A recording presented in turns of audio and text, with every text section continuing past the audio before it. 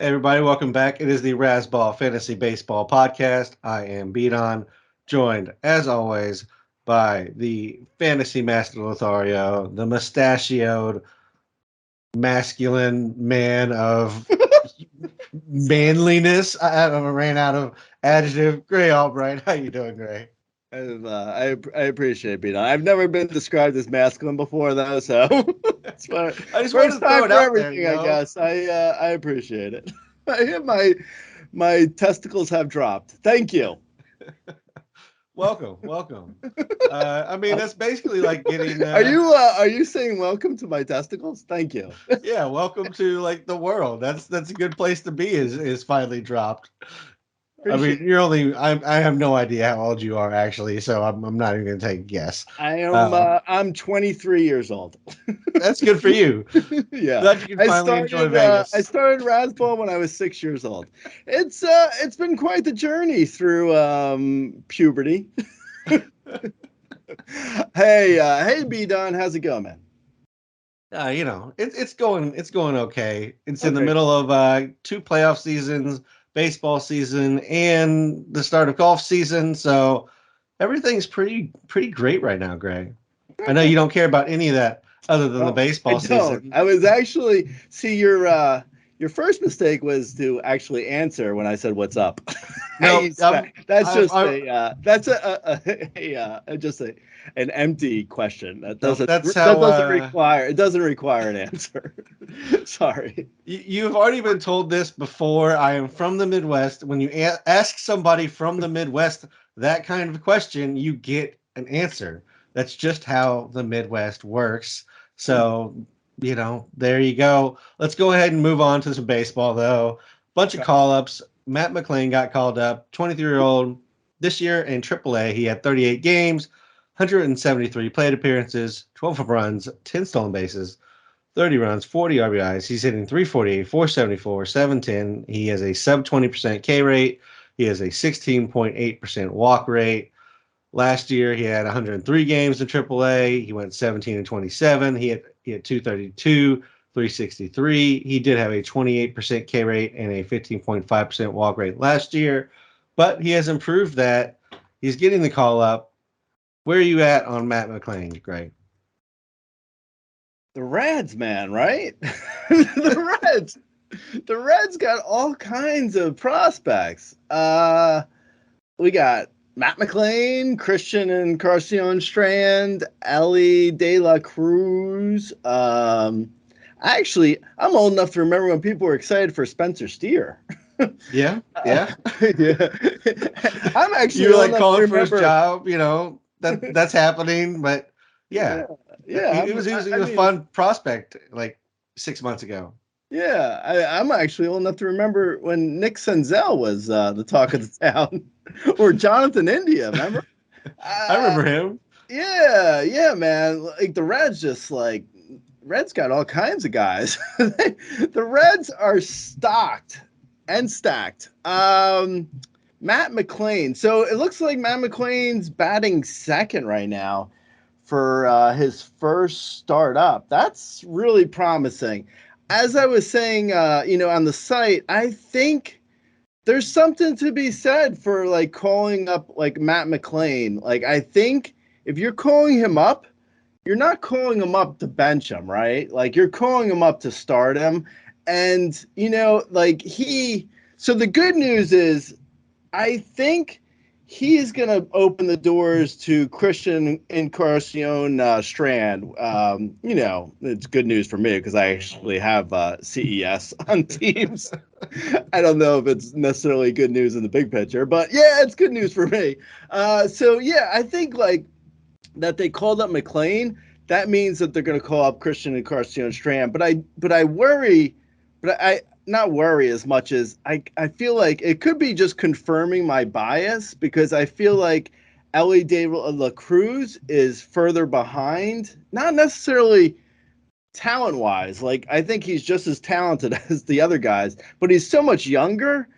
I think McLain is going to get at least, unless he really bottoms out, I think he's going to get at least until September to show like what he's capable of, and then the Reds might call up Elly De La Cruz just in September as a call-up, give him 75 or under at bats, just to see what he's capable of. I think we know what he's capable of, honestly. But I think they're going to slow play their hand with De La Cruz, and he's going to be more ticketed for the beginning of next year.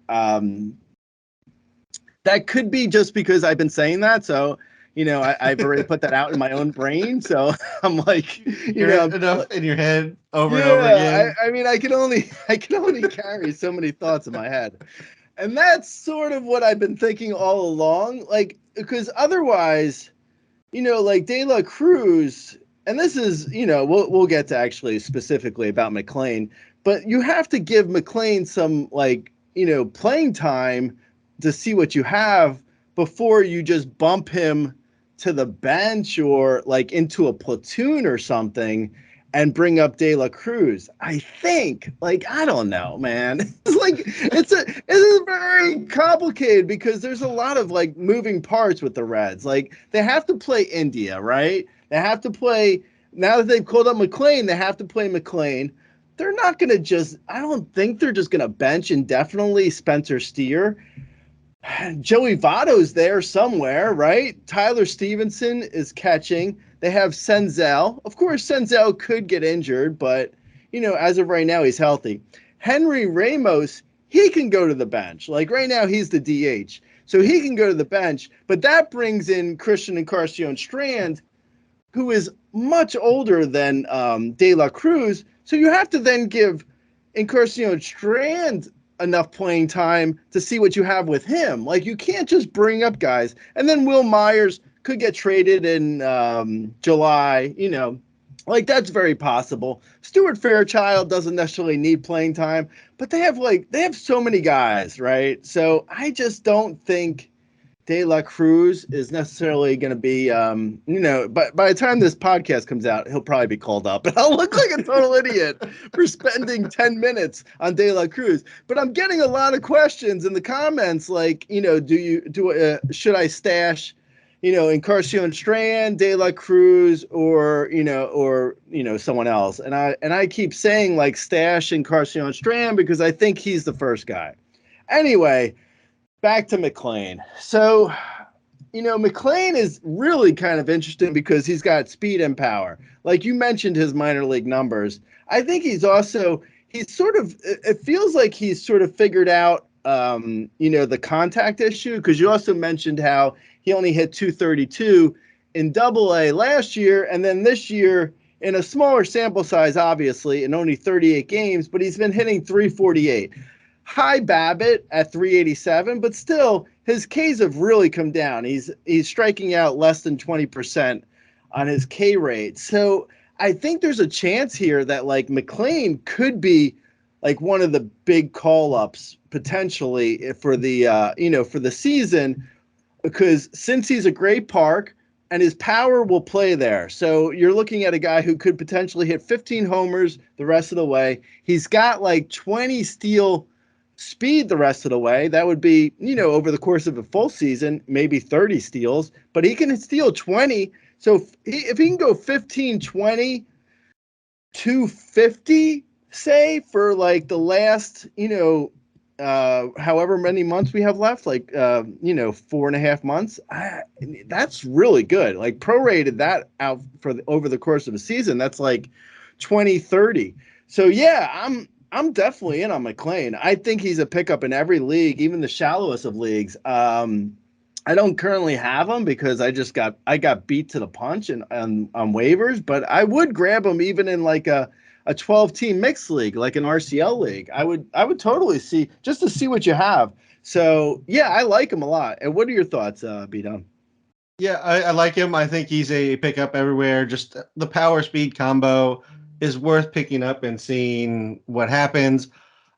I'm maybe less sold that he's up for good, because I think there's kind of a backlog for them right now between shortstop, third base, and maybe first base, if we want to throw Spencer Steer in here. And then they can kind of play with Nick Senzel going out to the outfield, Will Myers maybe taking over a DH, or Votto, when he comes back at some point down the line, eventually, he's probably going DH. Maybe he's going back to first base because he's earned the right in Cincinnati to do whatever he wants for the most part, and they're paying him too much money still for him to to just sit on the bench, I think, and waste away. So he's probably going back to first base, which fills another spot because now Steer has to either go to third base or DH. Again, Senzel's going back to the outfield. I think there's a possibility that if McLain comes up and kind of struggles and strikes out a lot like he did kind of in the jump last year to Double-A, that might be enough that they send him back down and then bring up Strand or potentially De La Cruz, just depending on who's. I think it just kind of depends on how they're playing at that point. De La Cruz has gotten the strikeouts under control after kind of started the year off a little rough. And Strand, I mean, you mentioned he's 2 years older, so there's definitely a little bit of an age, preference. I think they would probably rather have Strand up if they're going to call one up right now when they're not necessarily, I mean, they don't even have like two starters that are worth talking about for our podcast at this point. So there's not really a competitive window, but they're also trying to get, I would assume, trying to build the team like camaraderie, get everybody used to playing at the big league level together, and just move them up at some point. But I think there is some interchange possible if one of them struggles. So maybe that's the only difference in how I'm looking at it is McLain may struggle. He may strike out a lot, and they may drop him back down. He does walk a ton, so that's I think that helps him sit towards the top as long as he doesn't struggle, though. They also don't have any lefties on their team other than Jake Fraley and Henry Ramos, who's a switch hitter. So to some extent, he's safe from a platoon because they just don't have anybody to platoon him out with. Moving on, Casey Schmitt was called up. AAA in 32 games this year. He had a home run, 3 stolen bases, 19 runs, 22 RBIs. He's hitting 313, 352. He has a sub 20% K rate, a 5.5% walk rate. Across 3 levels last year, he had 21 home runs, 3 stolen bases, 293, 365, 489, and a 22% K rate. Casey Schmitt has some games up, so we've seen him already. He's currently hitting 458 with a couple of home runs. Where are you on Casey Schmitt? It seems like he's maybe a little less volatile, but maybe not as impactful as a McLain could be. Yeah, that's a good way of putting it. He's probably more of a floor player. So you're looking at a guy who's likely, solid for average, won't strike out a lot, like you said. He could potentially strike out less than 20% even in the majors. So you're looking at a guy who could possibly hit like 275, 285 even this year, even as a rookie. So, that's valuable. He doesn't really, you summed him up pretty well when you said, he's just a little bit less upside. It's just like he doesn't have like a ton of power. He doesn't really have a ton of speed. He's kind of just like, I drafted him. I held on to him for the 6 weeks that he was down in the minors. Like, I like him a lot. I feel like I might be underselling him right now by the way I'm talking about him because I did draft him. I love him, but he feels like I drafted him in really deep leagues. I drafted him in Tout Wars and my NL only. So that's NL only, 12 team NL only. So that's really deep. I drafted him there. I've drafted him in, I think a draft and hold league. So I have him in leagues. So I do like him. I think he could be really kind of like a safe sort of guy that isn't like, not really going to like, I don't know. I mean, this past week was a week where he just hit so well and everyone's like, I think people are really excited for Casey Schmitt because he hit 450 in his first week up with 2 homers. But I don't think that's really indicative of what you're going to get from Casey Schmitt. I think he's more like maybe a 12 homer, 5 steals, 275 like over the course of like the rest of the year, it's not. I mean, it's not really that exciting, to be honest. I mean, it's fine for NL only. It's good for deeper leagues. Like I think he could have like, and right now he's hot. So I would grab him in every league while he's hitting well, because you don't know how long that's going to last. So, I would definitely, like, if you're hurting for batting average, or if you're just hurting for like a spark plug of some sort, like I would grab him. I just don't think he's going to be that exciting in the long run. Like, I feel like he's going to like get people excited right now, and then in maybe a week or two, people are going to be like, there's a different guy who's hot off of waivers. I think I'm going to drop Casey Schmitt, which I mean, in shallower leagues, I could see that playing out like that.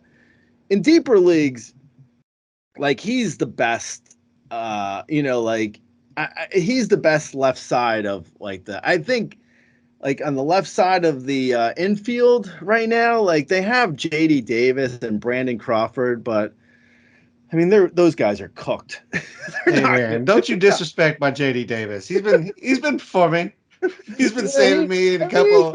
He's been couple okay. corner I field mean, spots. it's like, I mean, in deeper leagues, I mean, he's been fine, and they're not great. Casey Schmitt, though, like, Casey Schmitt, I think could potentially be like, a JD really Davis. solid. Yeah. Could potentially be JD Davis. He could, worst case scenario, he's better than JD Davis. In best case scenario, he's worse than. No, he's JD Davis minus 5 years. He's Junior D Davis. Junior Davis. Somewhere between JD Davis and Brian Reynolds. Yeah, actually, Davis has his JD and Schmitt has his BS. There you go. I don't know, but all right, moving us along. You know what I'm saying? Yes. Yeah, we get it. We get it, Gray. We're laughing with you. Nico Hoerner had a left hamstring strain. He's actually going through agility drills and played catch this weekend, so he's probably about a week out. Maybe returns this week even. But Chris Morel came up, and he's been filling in. He got a start in center field as well. He's had 5 games, 3 home runs, a stolen base, and he's hitting 381, Gray. Is Chris Morel worth, like, hemorrhaging the budget on him and getting him as a, multi-eligibility, potentially outfielder, multi-infielder guy? Like, or do you think he's going back down because the Cubs are the Cubs? You said he's hitting 381. I think in order to I mean, I was just letting people know he's been hitting well. In order to keep David Ross from playing Nico Hoerner over him, he's going to have to hit like 581. I don't think there's any chance in the world that David Ross plays Christopher Morel over Nico Hoerner. So that leaves us with, like, where's he playing, right? I mean, I guess he could potentially be the DH maybe and just move Trey Mancini indefinitely to the bench, but I don't know, man. David Ross is a big dope. He's not good at this, man. He's like there's a lot of dopey managers. David Ross is up there in like the top 5 of the dumbest. He's dumb. He's so dumb, man. I don't know, because like Trey Mancini kind of has to play at least occasionally, right? I mean, he's not going to bench Trey Mancini indefinitely. They have Nick, I know this is going to sound ridiculous, but they have Nick Madrigal, who I know is terrible, but David Ross wants to play him occasionally. Like, I don't know, man. Like, I think people are going to be really disappointed. I like Christopher Morel too. Like, don't get me wrong. Like, right now, while he has a full-time job because Nico Hoerner's on the IL, I have Christopher Morel. I picked him up in my RCL league, which is a 12-team mixed league. So that's the most shallow league I play in. And that's a pretty shallow league. And for me to pick up Morel in that league shows you how much I like him. Like, I didn't rush to pick up like anyone else that we discussed. Well, Casey Schmitt, I didn't rush to pick up. Matt McLain, I would have picked up, but I think he was picked up already. I don't. Yeah, he was gone. So Christopher Morel, I picked up, and I'm holding on to him until Hoerner returns, and then I'll see how it plays out. But it's not going to play out well.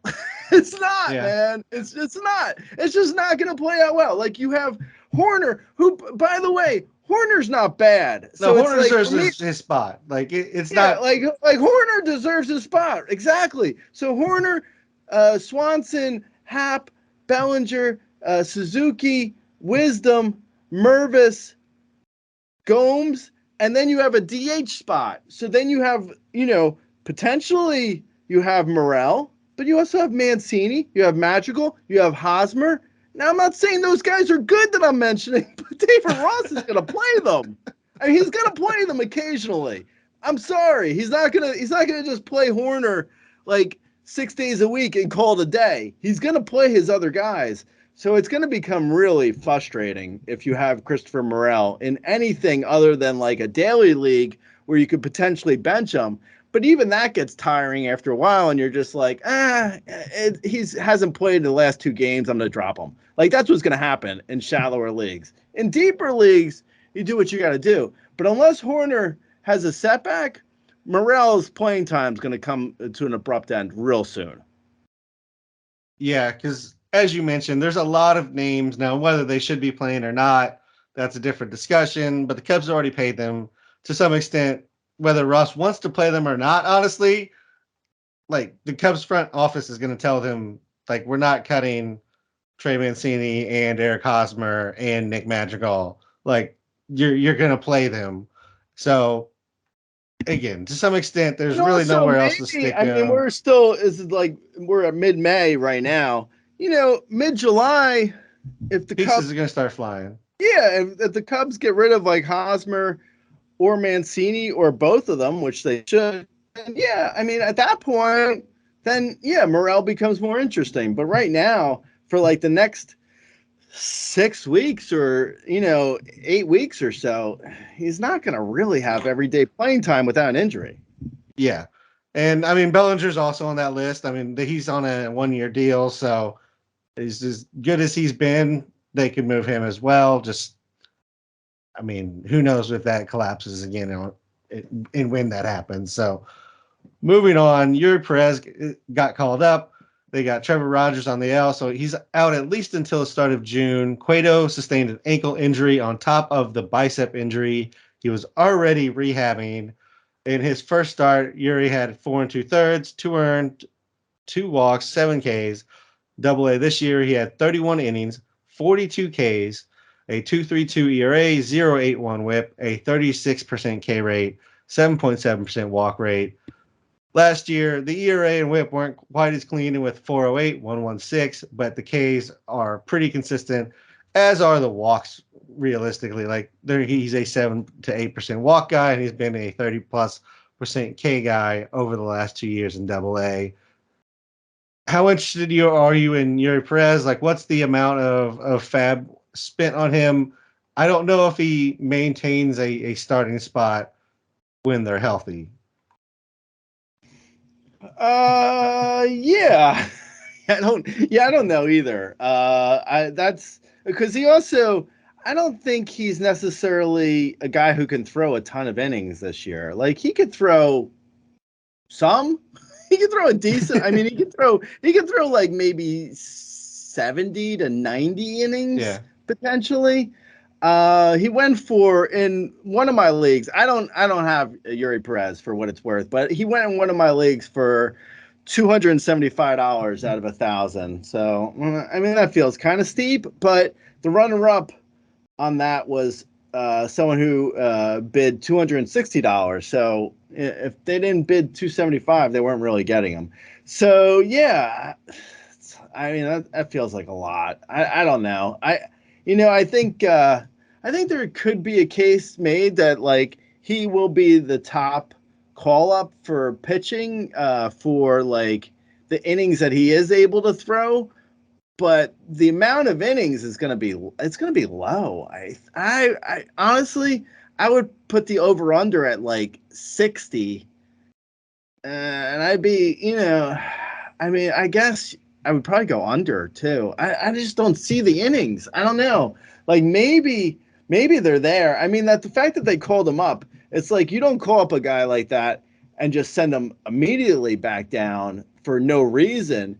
But like you mentioned, like Trevor Rogers could return. I don't know. Like they're not gonna have Trevor Rogers, go to the bullpen or something. Like Rogers could, have a setback and not return. Like that's possible. But even if that happens, Perez is still like, I mean, last year he threw 77 innings.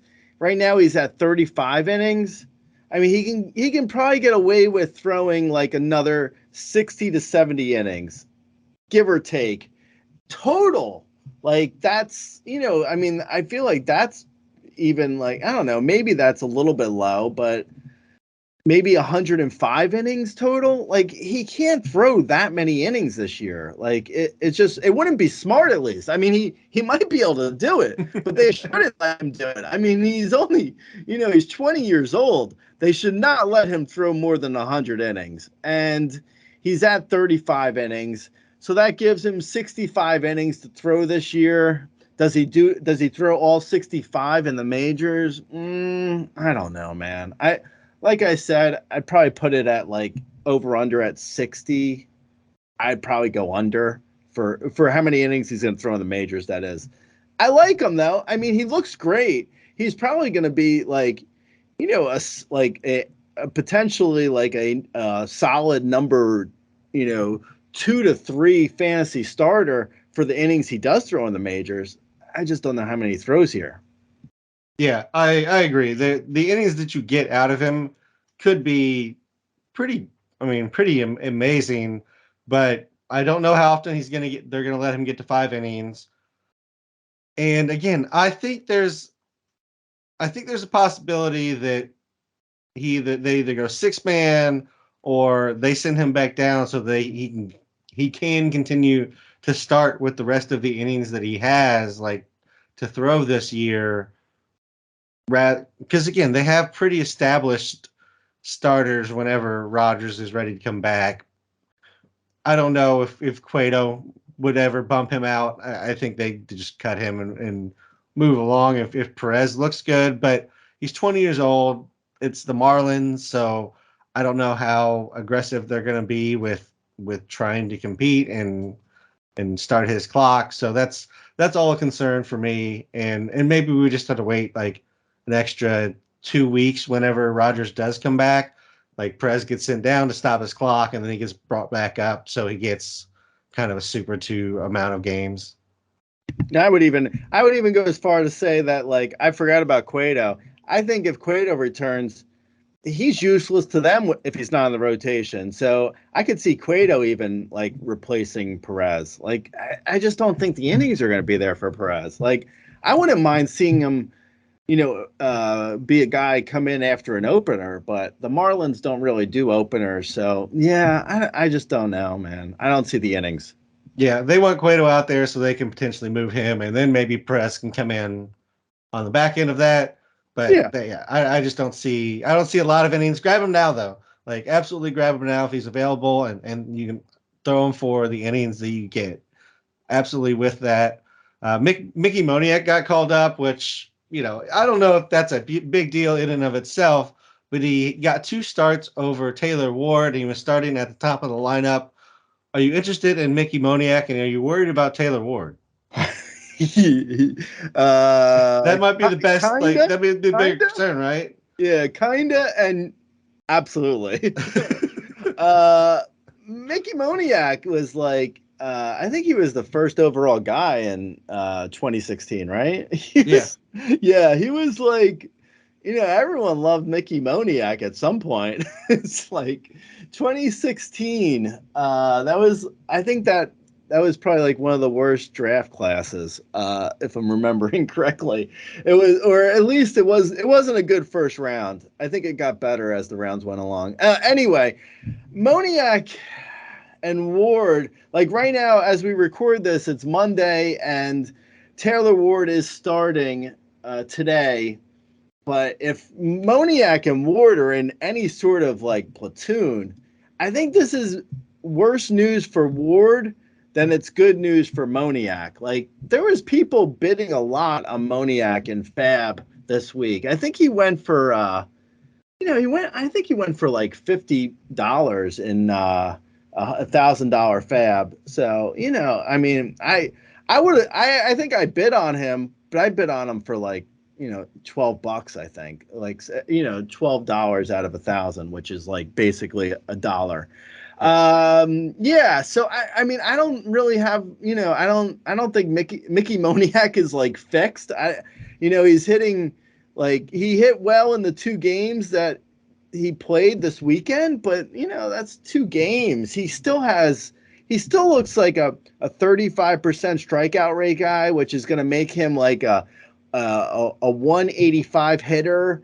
He has, he has no plate discipline at all. His contact is awful. I still like Taylor Ward to like bounce back, and I think I hate to give up on Taylor Ward, but if Moniak and Ward are in a platoon, Ward is screwed. I mean, his value is done. It's not good. I've been telling a lot of people to drop Ward. And by that I mean like in shallower leagues, like in a 10-team or even a 12-team mixed league.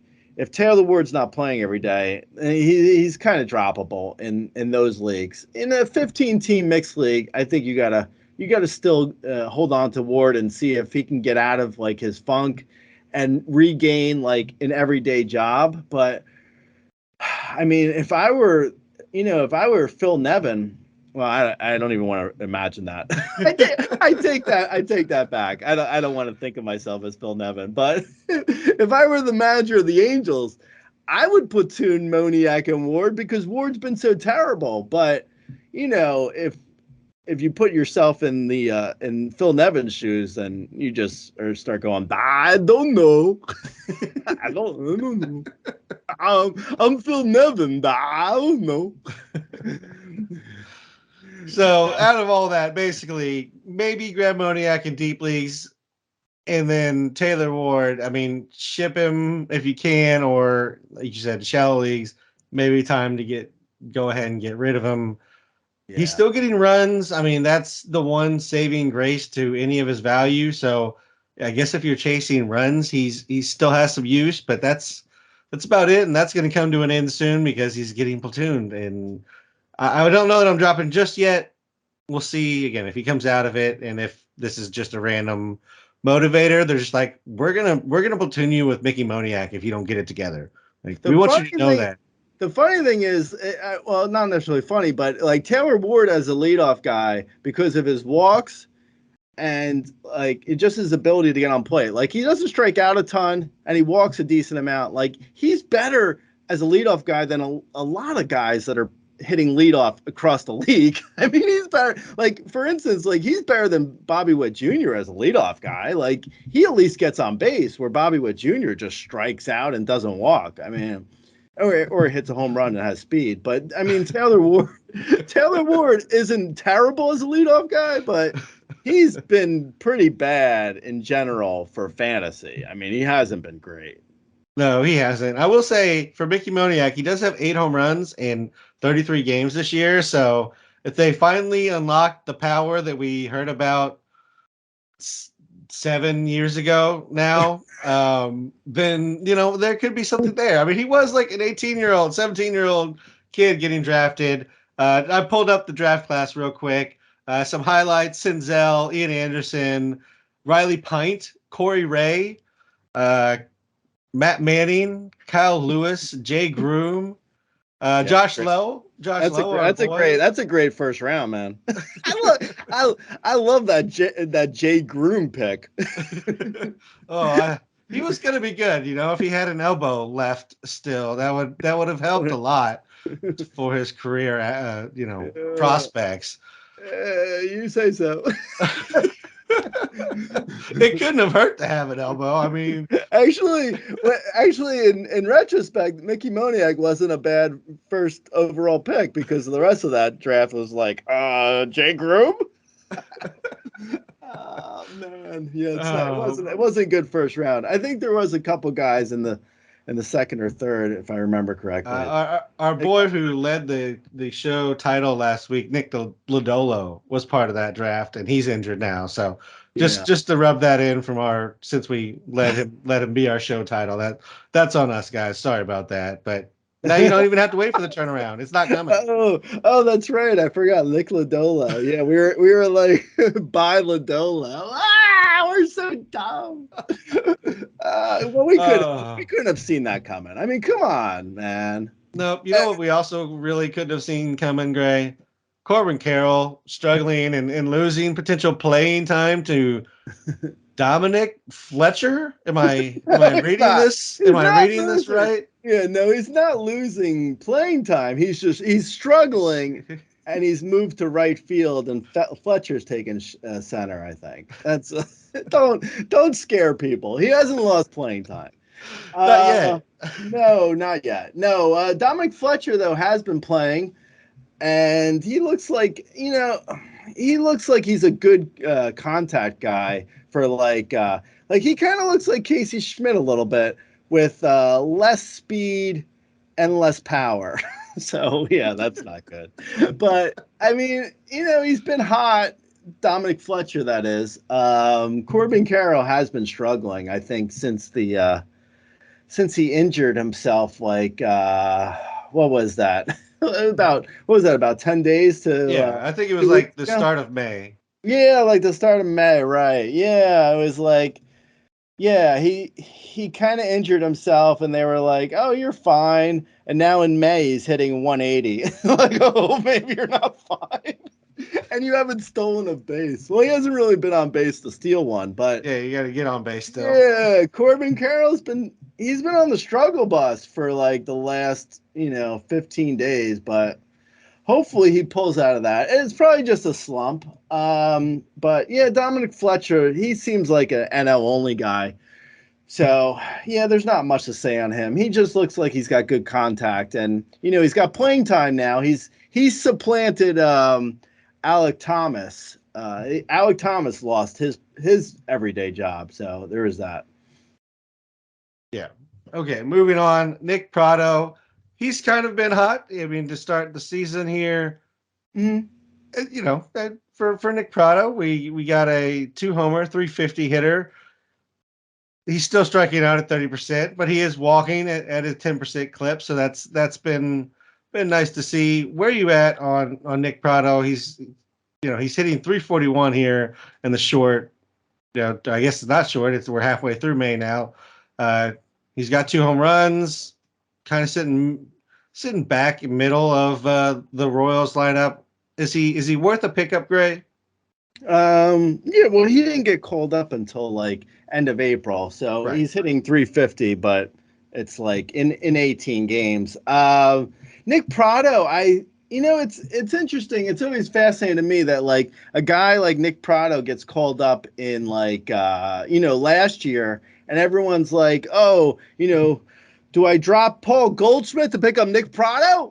like everyone loves the call ups. And then, they fizzle out a little bit, and it's like, nah, he didn't look so good in his first, 12 games.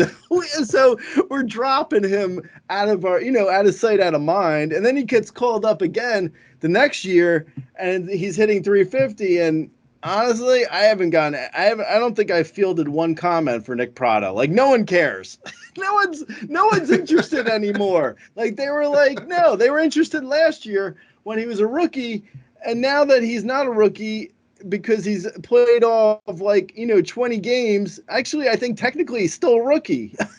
But because he's already had the taste of the majors and didn't look so good in that, now he's suddenly he's a forgotten man. But yeah, I don't know, man. I like him. I was surprised at how little interest there was for Nick Pratto. He's got big time power. He should be they have Hunter Dozier there, and I don't know, Matt Duffy. I don't know what he does, but Nick Pratto should play at least against all righties. Maybe he takes a seat versus lefties, but he's got big power. He could hit 25 homers. He's probably going to hit 230-ish because he strikes out a lot and he's got no speed, but you don't really need speed from a corner man anyway. But he could hit 25 homers maybe this year over the course of, the rest of the year. He's got power. I like him. He's probably not worth looking at in the shallowest of leagues. I'm not saying he's great for a 10-team or even a 12-team mixed league yet, but 15-team mixed league or deeper for sure. Yeah, kind of like a Joey Gallo light. So that's kind of what you're looking at, and you may have to do what you do with Joe Gallo and do the swap in and out on a daily basis if he's sitting against the wrong-handed pitcher for them. Tatis, I mean, he's back 20 games, 5 home runs, 1 stolen base, 278, 309.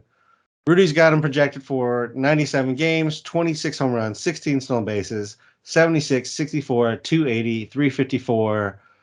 Sprint speed's back. I mean, he's 13th in sprint speed.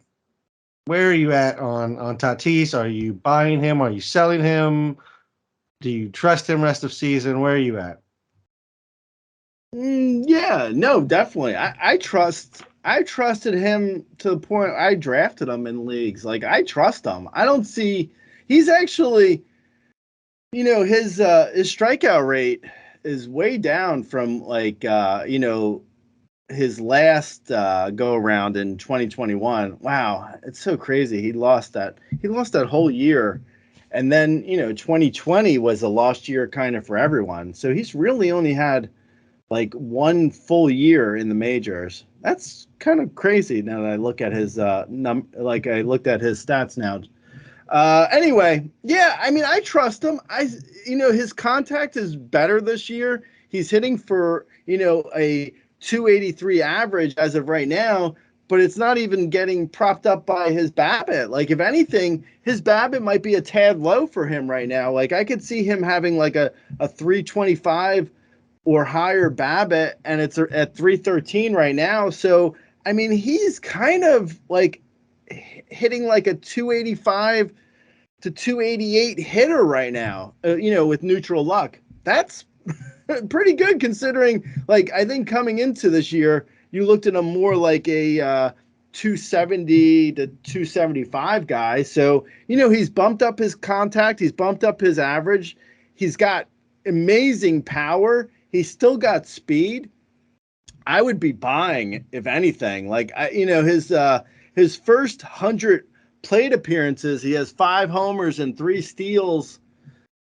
Over the course of a full year, that's roughly a 30, 15, 17, 18 steal guy, 30 homers, 18 steals ish, roughly.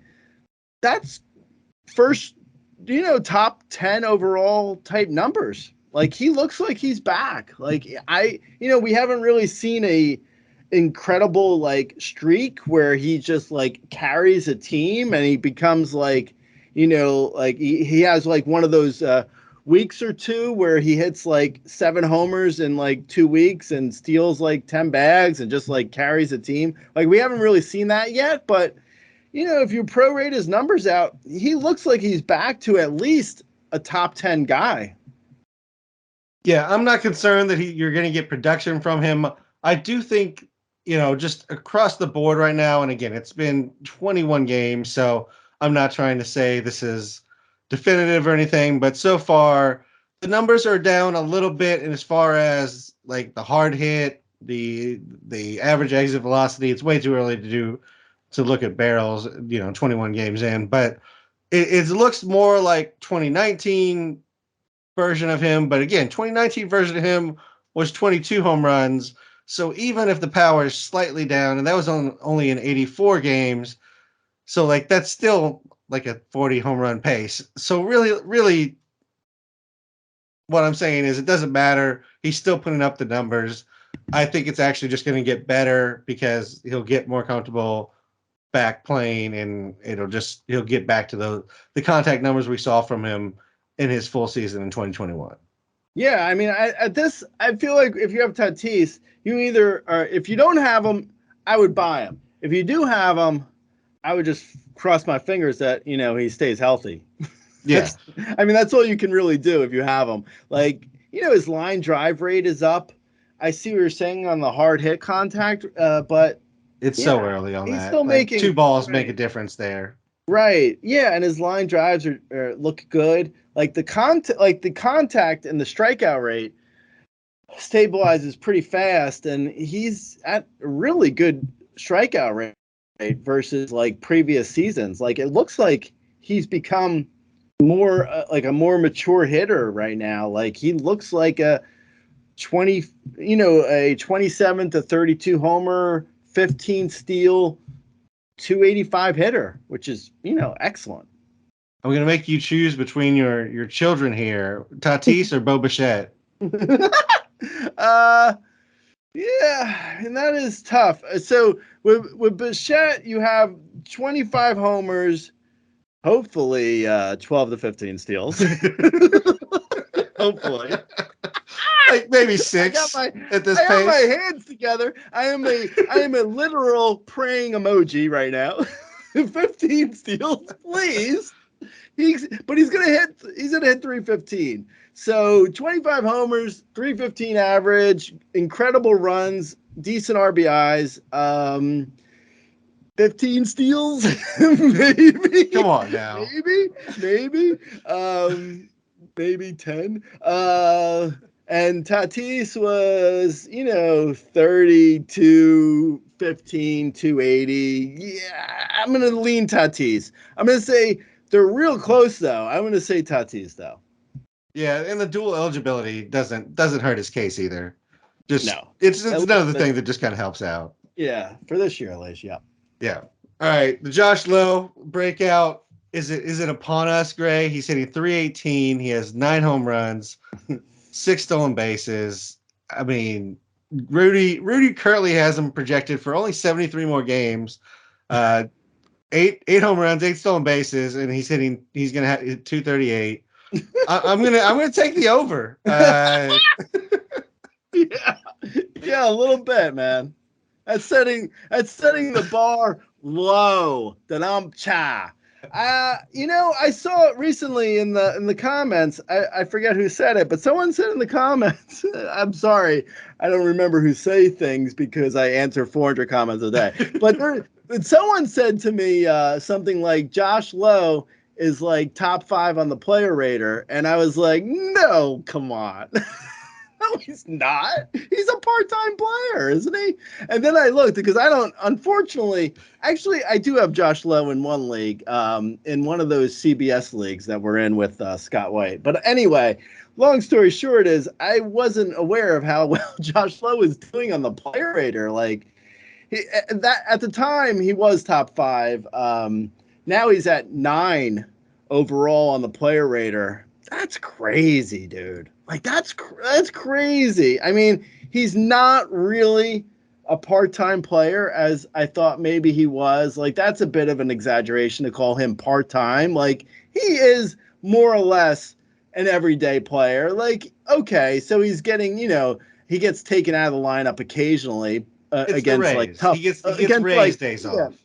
Right, like against tough lefties, like he might like sit, but then if the lefty gets taken out of the game, he goes back in the lineup. So he's seeing a decent amount of games, like and a decent amount of plate appearances. Like he's not doing that poorly when it comes to like playing time.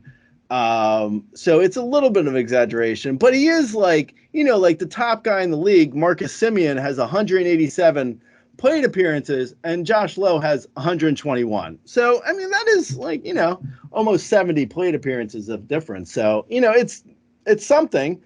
Do I think it continues though? Like what he's doing right now? I mean, this is crazy. I don't know, man. Like he looks like because of the speed and power, like that's such a valuable combo. in fantasy, and the fact that he doesn't strike out a lot, so he's making great contact. So his average, like he's hitting 306 with a 338 BABIP. That BABIP really isn't that high for him. He's kind of like, he looks like a 285 hitter right now with like, I want to say, and this is being conservative, say 15, 17 more homers, and then like 10 to 12 steals more, maybe 15. Like that puts him at like, around 25, 20, 280 on the year. You're looking, that's like a top 25 to 30 overall guy, depending on like runs and RBIs. Like at worst, like that's what he's looking like. That's pretty valuable. Like I don't see the big fall off necessarily in like, like you mentioned the hard hit and the barrel and exit velocity and all that. Like he looks like he's hitting as well as it seems right now, as far as I can see. Like, what's your thoughts? No, I mean, everything looks right on him. I mean, I'm with you. Like the strikeout rate is good right now. He's sitting at 23%, which is perfectly acceptable in today's game. Like 8% walk rate. Again, that's just fine for what the Rays are wanting. And in fact, he's hitting everything in sight. You might as well let him swing away. I'd say like him or Adolis Garcia rest of season, and as far as like, I mean, I think across the board we could just go him or Adolis Garcia. Which one would you rather have? I would go Adolis Garcia. And also like Adolis Garcia, for whatever reason, I know you're just you meant this to be just a quick comparison, but Adolis Garcia, for whatever reason, like he's now like he's fourth on the player rater right now. Last year, I don't know off the top of my head, but I want to say he was top 15. The year before, he was great, and for some reason, no one wants to believe Adolis Garcia is real. No matter what he does, it's like Adolis Garcia can have like an incredible like game, and then like have like a good 2 months, and people will be like, yeah, but he was really just that one good game, right? It's like, no, man. Like, you're not taking him out of the lineup, so you have that good game in your stats. Like it's not like you lost that good game just because he had it. And second of all, like he's also just good. Like Adolis Garcia is just good. Like he hasn't been bad since the moment he came into the league, yet no one wants to like him. It's like, no, he's not good. Like what? Anyway, yeah, I'm going to Adolis Garcia over Josh Lowe, but Josh Lowe, I would take over a lot of guys, even though, like, he wasn't necessarily coming into the year.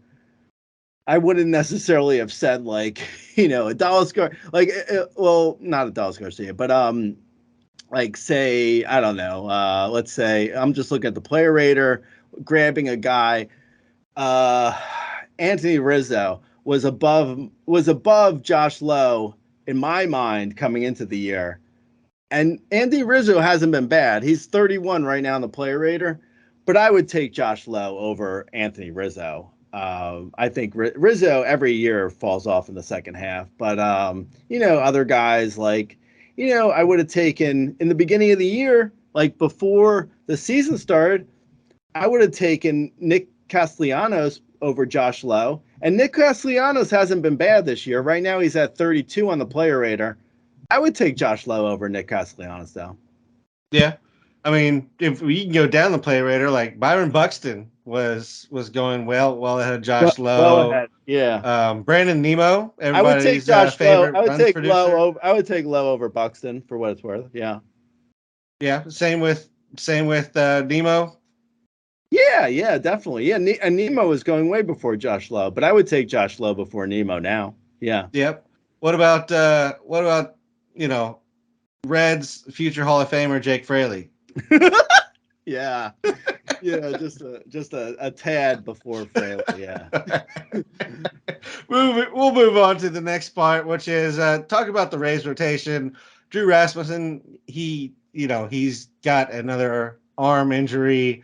He's going to try. He's on the 60-day IL. He's with a flexor strain injury. He's going to try and avoid having his third TJ. He had 8 starts this year. He had 44 innings. He looked amazing. Well, now they've lost Glasnow, Rasmussen, Springs, and Baz was never in the mix at all this year. Glasnow is had a setback in his rehab from his oblique abdomen injury. So they're doing all sorts of random things with their opener, bullpen, arm thing, Beeks, Yanni, Kelly, Fleming. Do you think we get a look at Taj Bradley here, or what do you like? What are you doing with the rest of this rotation? It's interesting that like the Angels, I think, have been sitting on a 6-man rotation basically the whole year, and the Rays are down to a 3-man rotation. The Rays are asking from Shane McClanahan 400 innings this year, just roughly. If they get 380, I'm sure they'll be happy. Zach Eflin, we don't need you to throw 275 innings. Let us know. Hey, it's gonna be like 50. It's gonna be like the Schilling Randy Johnson Arizona playoff series, but like the whole season. Right. Yeah, exactly. Yeah, you're gonna show up at Tropicana. It's gonna be an open air stadium. It's like, wait, what happened with the roof?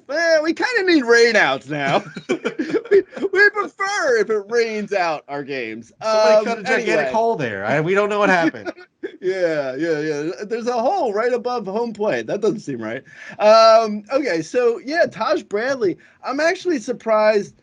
Like that feels like a situation where like at any moment he's getting called up. Like I don't know what they're waiting for. Like you mentioned, like they're doing like this opener thing where they like Yanni Cherinos gets some innings and like they do have a good bullpen, but I mean, how much can your bullpen like literally throw? I don't know. Like honestly, I'm surprised Taj Bradley hasn't been called up already. And not only Bradley, like I think they need more guys than that. Like, like I said, they have a 3-man rotation right now. I mean, they need more than just Bradley. Like they need another starter. I don't know. They said that, Glasnow's setback supposedly was minor enough where, he's supposed to be still coming back soon, but he can't throw innings. no one in the rotation can throw innings except for McClanahan. So I don't know, man. I know that Taj Bradley hasn't been great in the minors, like in his last couple starts, but I have to think he gets called up. Like they need his arm, right? Yeah, I mean they just need somebody to come up and throw, and they don't even have like old guys that they've signed to minor league deals. That you look at their roster, and it's all like young guys that are working, and none of them have really been performing. Bradley, I assume they sent him down or told him to work on something specific, like, and that's why it's gone kind of. Work on specifically not getting Super 2 or whatever. work on specifically not getting service time. Not getting service time in the major leagues, and then we'll call you up eventually. That's what we need you to work on. Good luck. Yeah, I mean they really do like need like a Kluber or a Rich Hill again, but those guys are elsewhere now, so I don't know what they're gonna do, but yeah, they need something.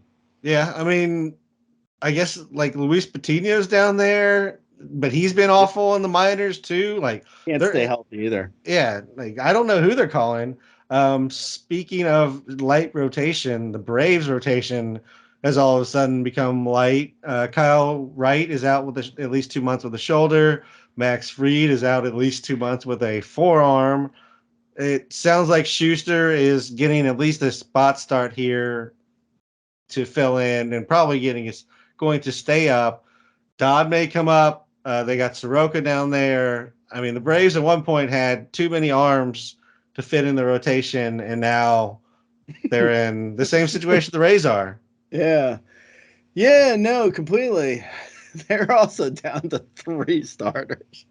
I mean, this is crazy to see. Like, it's been bad. I think the pitch clock has, really hurt a lot of, literally has hurt a lot of starters, elbows and shoulders, um, knees and toes, but mostly elbows and shoulders. I think, I think probably like I grabbed. This is more for an NL only league, but I grabbed Tolkien in my Tout Wars 12-team NL only because he looks like he could be potentially like following an opener if they only go to like if they bring up Schuster, then they have like one more guy, but they're still going to be short a guy. So I mean they need more arms as well. I think, Soroka and Schuster, neither of them really are interesting to me for right now. Like if they get to, if they have good matchups, then maybe we could look at like the Streaminator and potentially go off of that and, stream one of them in a mixed league. But, I don't know. For right now, at least, I'm not really interested in them in mixed leagues, at least in like 12-team mixed and shallower. In a 15-team, if you're really struggling for innings, I guess maybe you could look at one of them. Depends on like, who's in the rotation.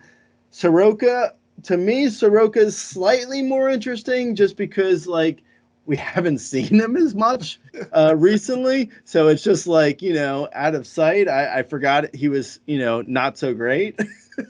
But yeah, I don't know. They're not really that interesting. But then again, you have guys like Bryce Elder who didn't seem interesting to me. And, like the Braves always managed to like magically have like these pitchers come out of nowhere and have like insane years. So yeah, maybe if they can get into a groove, but I'm looking at matchups for streaming as of right now for either of them, for either Soroka or Schuster. Yeah, I would agree. I think 15 teams is probably right. Maybe deep 12 teams if you got a lot of bench spots. The RCLs that we talk about all the time. If you don't play in RCLs with us, it's 3-man bench. So there's no bench space available. We're streaming in and out of people all the time. If you're in a deeper 12 team, I could take a look at Schuster. He's been good in the minors. And Soroka, you look at the surface numbers, 5.47 ERA. Not great, but he had one really bad outing that kind of makes it look worse than it has been. Velocity's been back, but I don't know that the movement's ever going to be quite the same as it was. He's had a ton of work done on his arm at this point. Anthony Desclafani had to leave during his start, had toe issues because he dropped, and I originally read it as they dropped a piano, but it maybe he dropped his son while on the piano bench on his foot. What? I thought it was I dropped a banana. I thought he dropped a piano bench on his foot. That's what. Yes, his son was sitting on the piano bench, so he tried to pick it up and move his son, and he dropped it on his foot. Okay. Supposedly. What was his son playing? I can play Bach. Yeah, a little Bach. I could play Ice Ice Baby on the piano. True story. Anyway, what you were saying, B-Don? That's pretty much it. I mean, there's a potential that we get, if he has to miss some time, maybe Kyle Harrison comes up and we get to see Kyle Harrison, but that's really the only takeaway here. I just wanted to bring it up because he dropped a piano bench on his foot, and it just doesn't seem like something that should be happening. And oddly enough, Kyle Harrison was the one playing the piano at the time. So I don't know. We got a little bit of conspiracies. All right, great. Let's move on to the bullpen news. Jose Alvarado is going to the IL. It sounds like a minimum stay with left elbow inflammation. Sorry, yeah, minimal. The old elbow inflammation that never sets back any pitchers ever. Yeah. Okay, go ahead. Sorry. Do you want any part of Kimbrel, Soto, Sir Anthony? Do you want any part of it? Elbow. Ah, I can't feel my elbow. It sounds good, man. Get out there and throw us some innings. Alvarado, I like if he's healthy. Kimbrel, I think, is awful. Soto, I was, like in the preseason, I thought Soto actually would be in the picture for saves in Philly, but he hasn't really been like at any point have they even like tried to get him saves, even though he was a decent closer last year. He's sort of been the forgotten guy over there. Sir Anthony Hopkins Dominguez is good if as long as he's not closing. Unfortunately, as soon as he starts closing, things go a little haywire. Yeah, I'd probably go Kimbrel, but not confidently. So yeah, I'd say Kimbrel with no confidence, and then probably Dominguez, and then hopefully Alvarado does come back.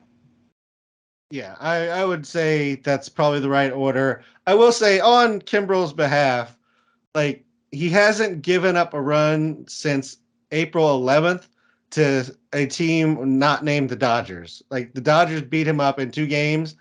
He hasn't given up a run to anybody else. So he hasn't been quite as bad if you ignore the fact that you probably ate those Dodgers runs because he hadn't given up runs until then. That's the gymnastics people do with Adolis Garcia. He hasn't been that good if you throw out all the games where he's been good. Throw out these bad games, these games where if you only count the bad and games, 2 stolen bases and carried your team that week. Count just the bad games for me for 1 second, okay? Okay. All right, so we'll move on to a different close situation in Miami. AJ Puck, left elbow nerve irritation. They've already said that it's probably more than the minimum stay, but it doesn't sound like it's too serious. Another great elbow issue here. Dylan Floro, Scott, and Barnes are the options here. Are you interested in the Miami trio here? I'll say this for Floro and how serious the Puck injury is. Craig Mish, who's the Marlins beat writer, he's in my labor league, and he has, out of $100, I think he's bid maybe $1 before this weekend. I think he bid like $1. I'm down to like $70 out of 100 to give people an idea of where we're at. And he's only bid like $1 so far this whole year. And this weekend he bid $6 on Dylan Floro. So I'm just saying, it might be more serious than we're letting on with AJ Puck. Yeah, with that said, yeah, Dylan Floro is the guy. I don't think the other guys are really like Tanner Scott and Matt Barnes. Like maybe if something happens with Floro, but Floro's the closer for right now. Yeah, I mean, I think that's pretty fair. There's also Brazaban, who's been pretty good. So there's a potential that, like, if Floro does trip up, Brazaban might be the one to own, and he's kind of worth owning on his own just for the ratios and strikeouts that he's been giving you. Yeah, no, actually, I have Brazaban in that Tout Wars league I keep mentioning. I picked up Brazaban like 3 or 4 weeks ago, and he's been great. I mean, they for whatever reason, like Skip Schumacher loves him, so he's throwing a ton of innings. He's throwing really good innings. Like, yeah, I liked rostering Brazaban so far. Yeah, that's a solid pickup if you don't have a good starter for that week. Bad matchups, throw him in there. Might get you a save, and he's going to give you good numbers. You can do a lot worse. Wandy Peralta has 2 saves in a row. Is it Peralta and King now? We already said Clay Holmes doesn't seem like he's in the job right now. Yeah, and you know what? As long as Clay Holmes isn't in the job, I think he's been better and he's possibly getting himself back in the job. Like I think like Clay Holmes has been good in the non-job role. The non-job role. I'm learning how to speak English today. I think Wander Peralta, I mean, he wasn't facing lefties on Saturday when he got like his second save in a row, and there was no lefties there. Actually, the Rays went out and they put Landon Lau. They put Brandon Lau in the. Actually, they pinch hit for someone, and they pinch hit in a lefty versus Wandy Peralta, which really, I mean, Kevin Cash is crazy. I don't know. I don't even know what that is. But I don't think Wandy Peralta is the closer, but I don't think there is a closer. I like, as of right this second, I don't think the Yankees have a closer. I think it's going to be a matchup situation, and I wouldn't be shocked if Holmes gets another save, but I also wouldn't be shocked to see like Michael King. It looks like Michael King is throwing multiple innings, so he could go like.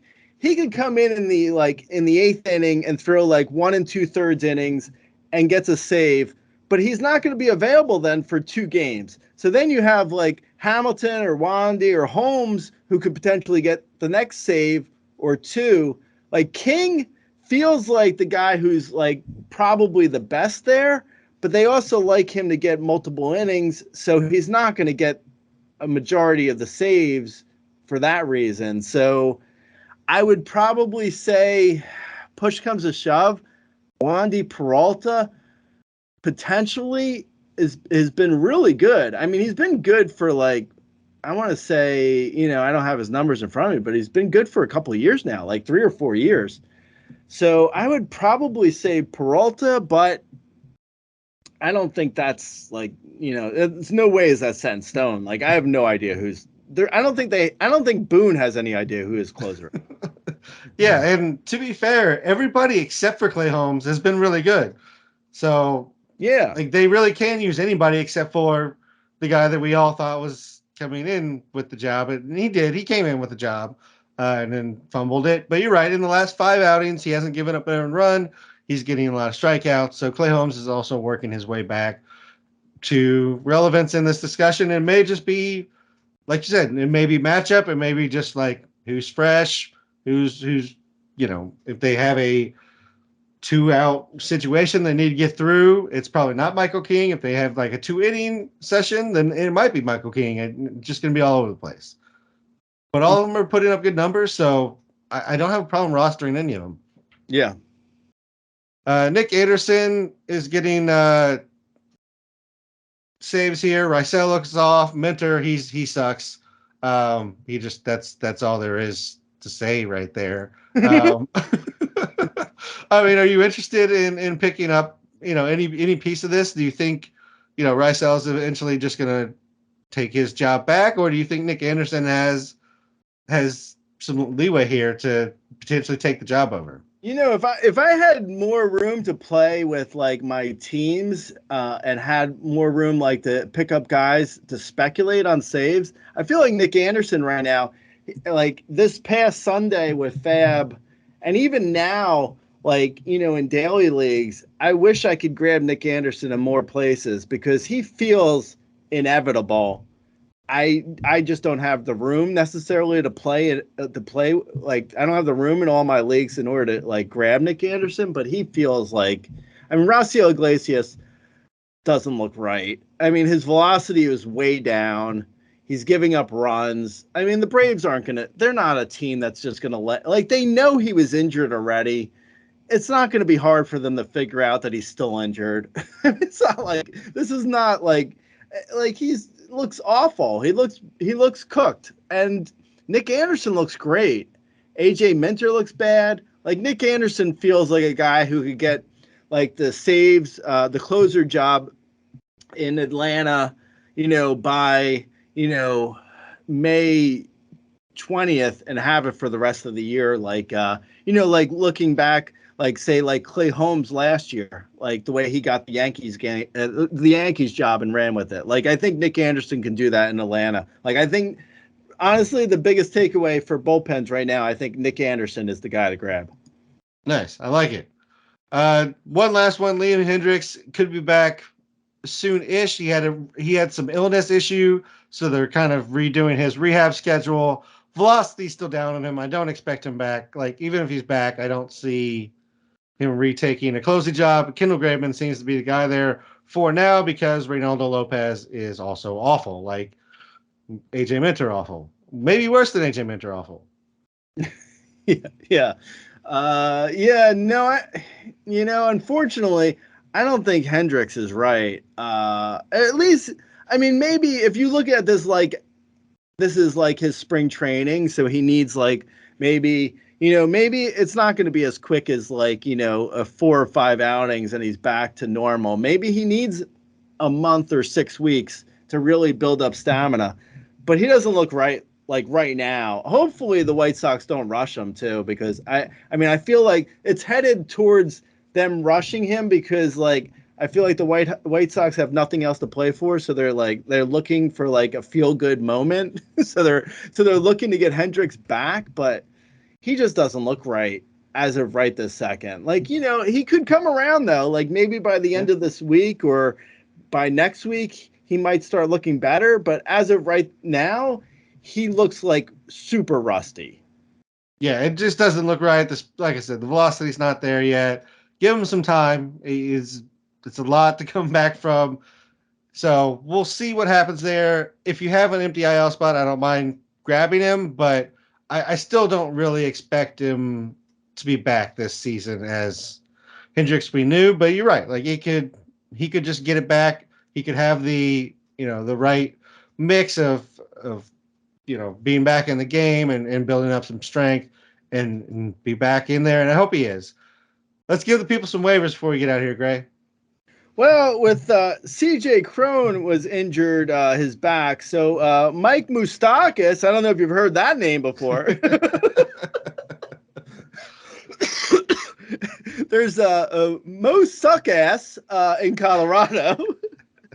Bud Black must be so excited to be able to play him without any reservations, to just be like, you know what, I can play the worst guy on the team, and I can just be so happy right now. Okay, anyway, Ezekiel Tofar, actually, in the Rockies, he has been playing and he's been doing well. Over in the Tigers, Zach McKinstry has looked pretty good.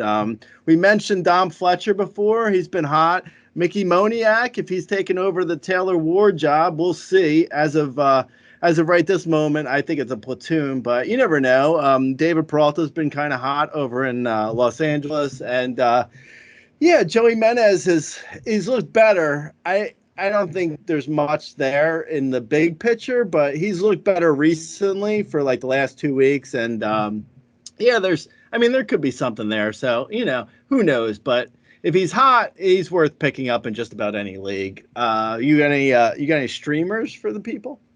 Well, Rich Hill, if he's still out there in your league at Detroit, I don't mind that one at all. Dean Kramer versus the Angels. Dean Kramer's been pitching well, but Angels, so maybe not this week, but somebody that you can keep an eye on in your leagues. Braxton Garrett goes to San Francisco.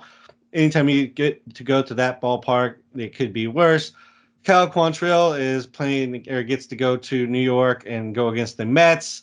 Not a lot of strikeouts, but I still think he could do fine there. Taijuan Walker is kind of like in the Kimbrel boat. If you ignore a couple of bad starts, the numbers look better. He's in that at San Francisco grouping, so you can look at him potentially. And Greinke at the White Sox, because the White Sox can't really do anything outside of Luis Robert Jr. Lou Bob right now, so that's not the worst place to potentially look at a matchup. Although the park, doesn't necessarily say it's great, but that lineup's not exactly scary right now. Word. There's a bunch of stuff, Gray. As always, if you have specific questions, come out to the comments. Gray's out there in his articles. I will answer them on the YouTube videos and on the podcast post. Rate and review us. Download us, subscribe, all that fun stuff. I am at RazBeaton on Twitter. Gray is the owner of the @Razball account. Until next week, Gray. Talk to you later.